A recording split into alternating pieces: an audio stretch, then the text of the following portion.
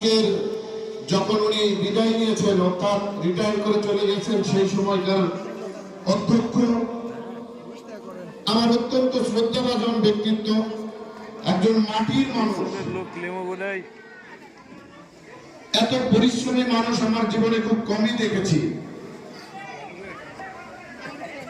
সেই সম্মানিত শিক্ষক, আজকের এই অনুষ্ঠানের সম্মানিত সভাপতি আলহাজ মকবুল হোসেন স্যার, এখানে উপস্থিত রয়েছেন বিশেষ অতিথি হিসেবে মান্দা উপজেলা বিএনপির সম্মানিত সিনিয়র যুগ্ম আহ্বায়ক সাবেক চেয়ারম্যান জনাব এ.কে.এম. নাজমুল হক নাজু উপস্থিত রয়েছেন।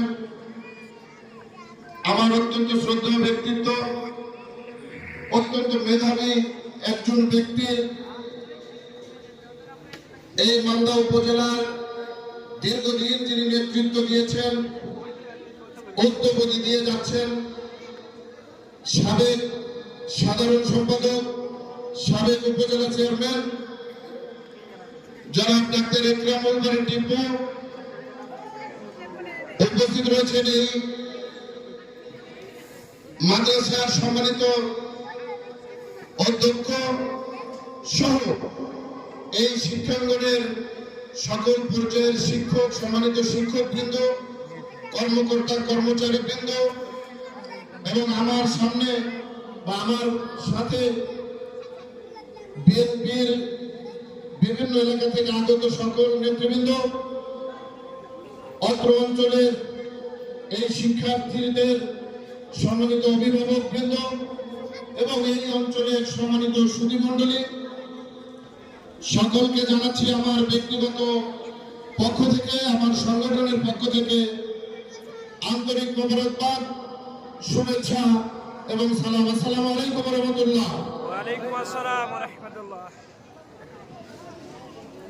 আজকে আমি বক্তব্য